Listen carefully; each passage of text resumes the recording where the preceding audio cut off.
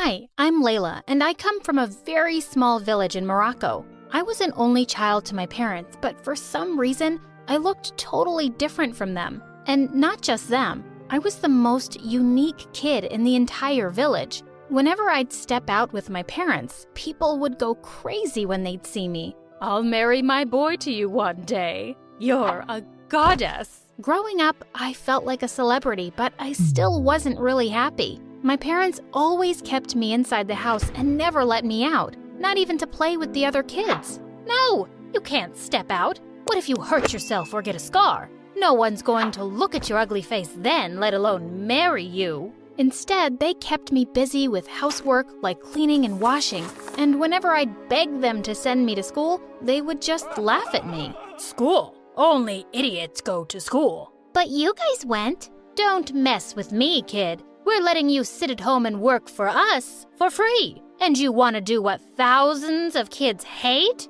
Gosh, they were so unreasonable, and I hated them for this. But I wasn't going to sit and do nothing. I taught myself how to read and write the basics using Dad's old books. My parents went crazy when they found me reading one day. But just then, some guests showed up, and to my shock, they started bragging about how I could read just about anything. You see, she's so smart that even the school said she's already at a college level. The principal came to get lessons from her last week. And Dad crossed the line by saying, She's almost a doctor. My hand got hurt yesterday and she took care of it. Right, kiddo?" What a big fat liar! But here was my chance to make a fool out of him. Yes, Dad.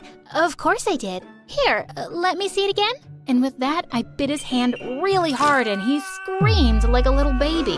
What can I do? My medical book says that this is the only treatment. Soon after I turned 12, I could no longer stand being kept inside the house all the time. So one evening, while I was sneaking out, I saw something that shocked me. My parents were adding water to the milk and selling it to the other villagers to make money. This was so wrong. Stop it, you guys. Why are you doing this?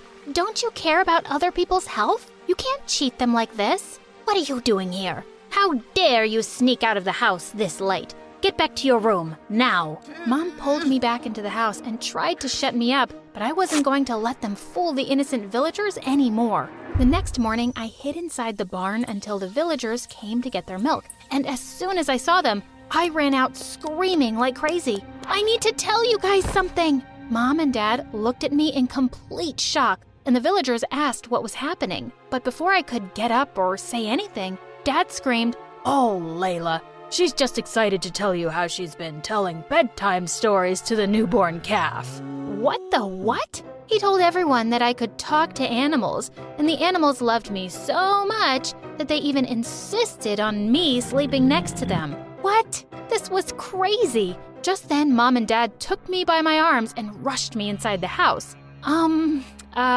Dad? Are you insane?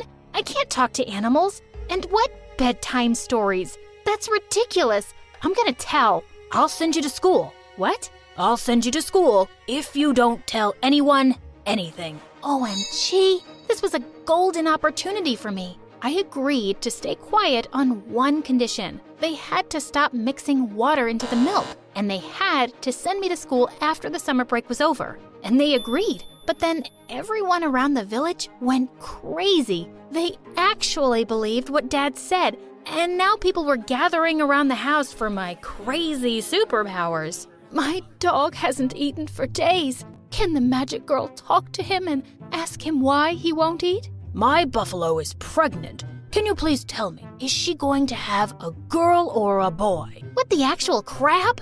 Just then, Dad came running into my room and started begging on his knees. "Please, just do this once, for me." I didn't want to, but he wouldn't let go of my leg, and in the end, I gave in. And within weeks, I was the official magic girl of the village who could talk to animals. And when people started coming from far and wide, asking me to treat their sick animals like I was some magic vet, I decided this had to stop. I had no clue how to help them. Later that night, I went to my parents' room to tell them I wasn't doing this anymore. But what I saw shocked the ribs out of me. Mom and Dad were sleeping on a mattress made out of money, and they were talking about me. We're making so much money thanks to that stupid girl. She's such a fool to think that we aren't mixing water and milk. Yeah, and she actually thinks we'll send her to school for talking to animals. And they both started laughing like crazy. Oh my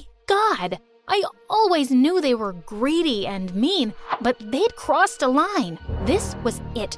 I wasn't going to let them fool me or anyone anymore. The next day, when all the people gathered around the house to see me, I acted like I was talking to the cows we owned and told everyone, I hate to say this, but the cows tell me that my parents have been mixing water in the milk and fooling all of you. The villagers looked shocked, and Mom and Dad's faces turned pale. Amid all the chaos, I packed up my bags and ran away from home. After running for hours, I reached an old house in the middle of nowhere. When I knocked on the door, a very old lady opened the door. What do you want? Well, honestly, I wanted her to speak a little faster, but I asked her to let me stay for the night, and she agreed. But later that night, while I was peacefully sleeping, my eyes opened and the old lady freaked me out. What do you want? Why were you staring at me like that? I was kind of scared, but then the old woman told me something that completely shocked me. I knew your mother. Well, now I know her too, and she's a witch who doesn't care about me, but please don't tell her I'm here. No, your real mother. My real mother? The old woman told me that she was the midwife when I was born, and she recognized me because of my hair and the color of my eyes, because they resembled my real mom's. But unfortunately, my dad, who was a rich trader, gave me away because I was an illegitimate child. This was freaking crazy, because if this was true, then who were these people I had been living with all my life? I needed more answers, but the lady just handed me an address, some papers, and some money. I thanked her for everything and left for the address she had given me, which was in a big town outside the village. I reached the town and wandered all over for days, but I just couldn't find the address. Then one evening, while I was walking by the roadside, I saw a wallet fall out of a man's pocket. "Excuse me, sir." He looked at me, but then he started walking away really fast. What a weirdo. I ran after him and caught him, but he just panicked like crazy. He pulled me into an alley and said, "What on earth are you doing here? How did you find me?" "What? What was he talking about?" "I don't send money to those rats so that they can let you go around like this. That's not why I gave you away in the first place." OMG, he was my dad? And he was even sending money to my fake parents who acted like they were dirt poor all the time?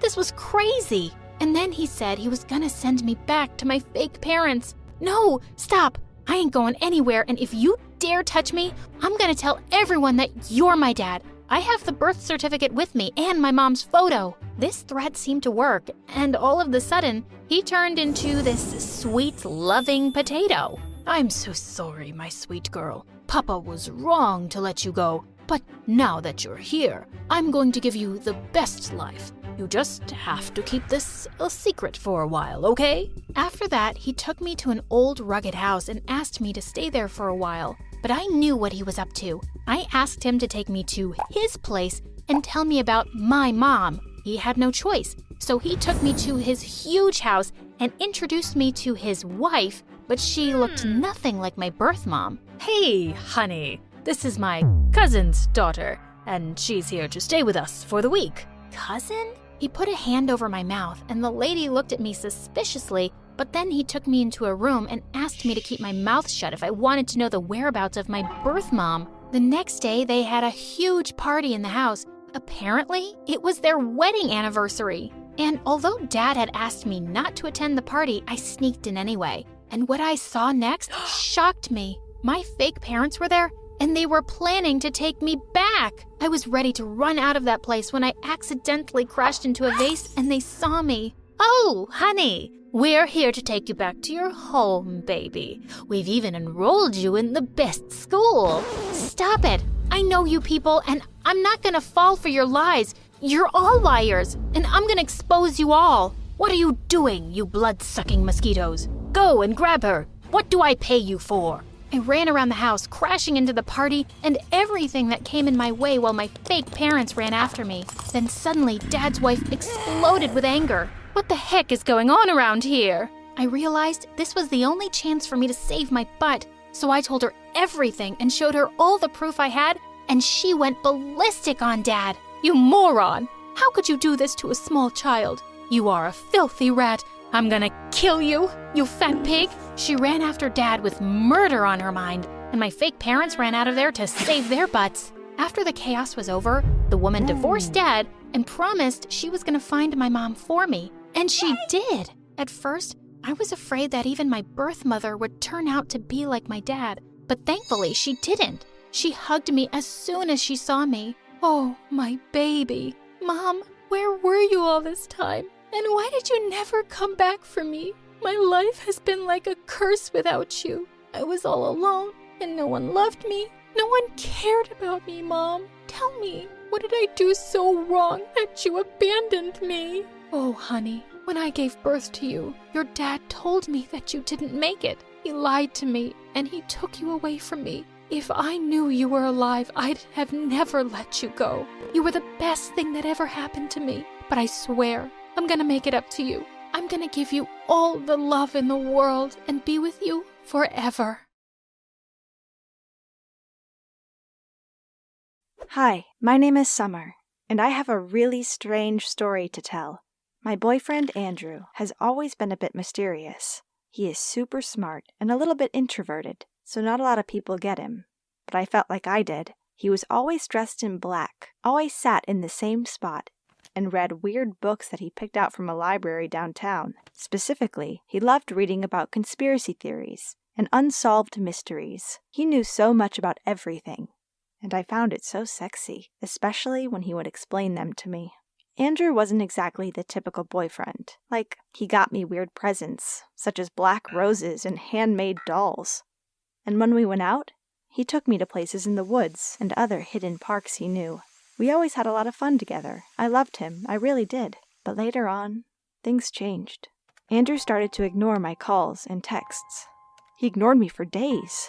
At first, I was super worried. I thought something was really wrong, and he was going to break up with me. Finally, I decided to go to his house. He was just hunched over his computer and scrolling through Reddit.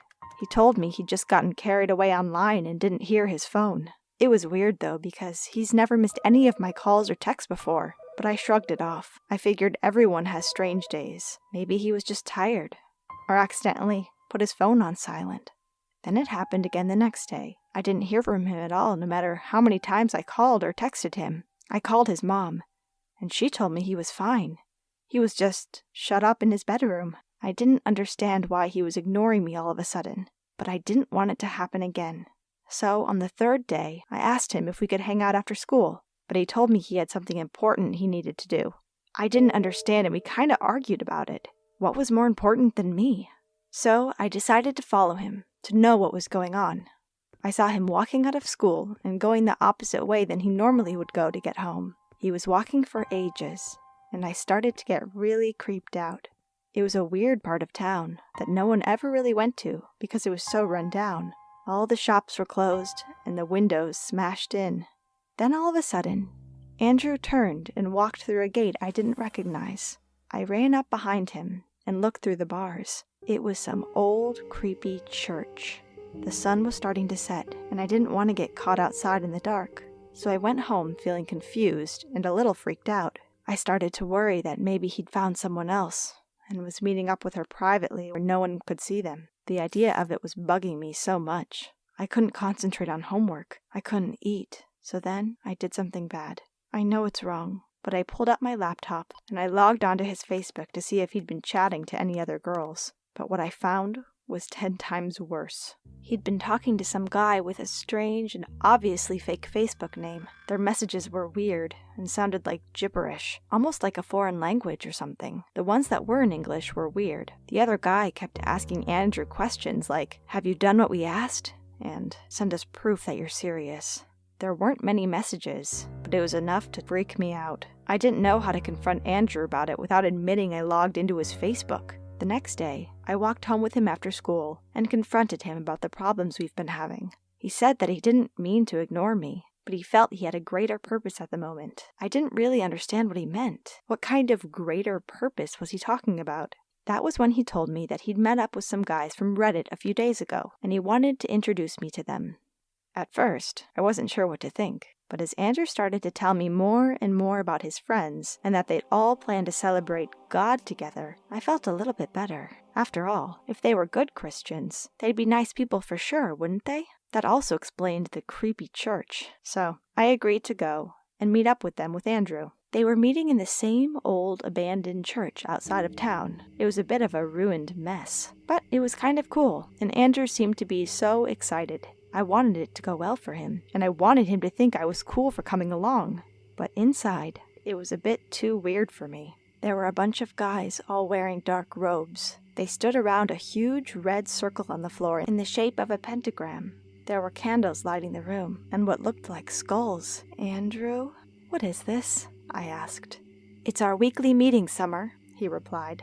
You said you were worshiping God," I said, feeling confused. "The devil is our God, Summer," Andrew explained. What?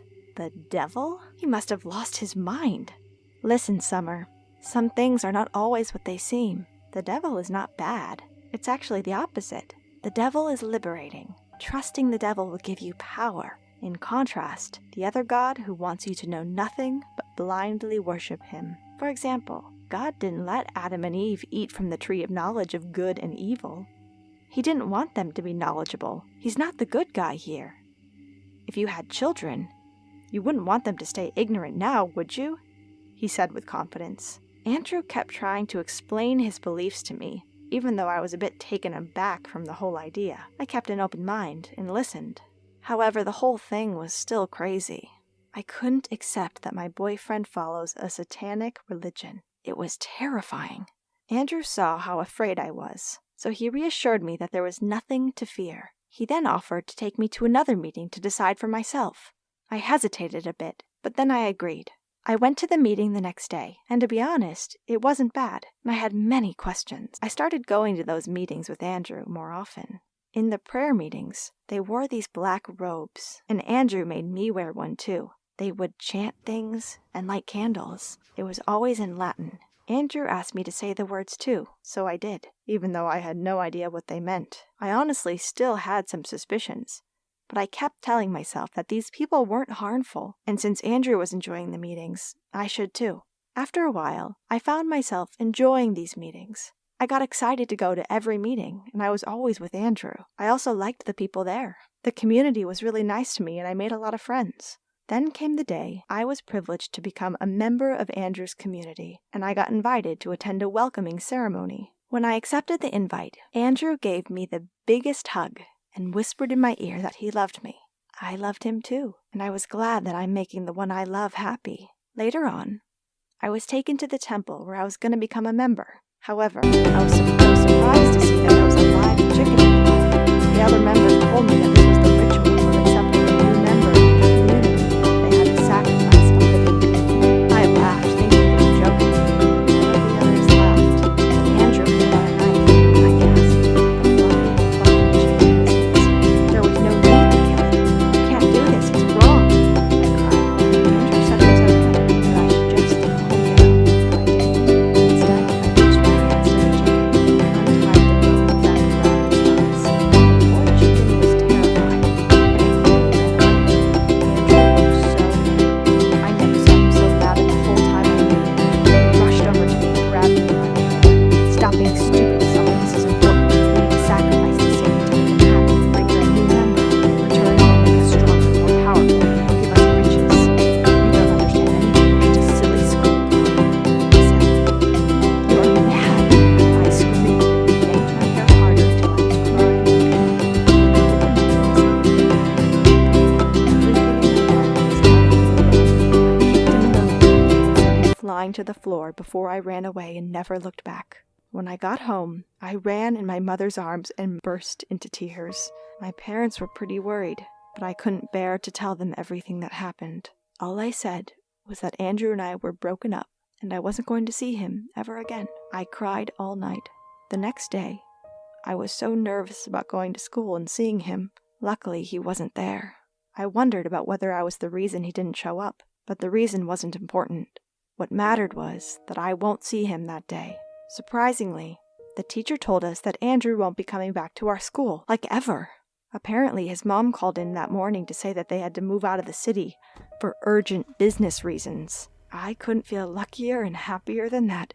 Now, when I look back on it all, I feel like I'd been so stupid. I mean, oh my God, I'd put on stupid robes and chanted silly words that made no sense.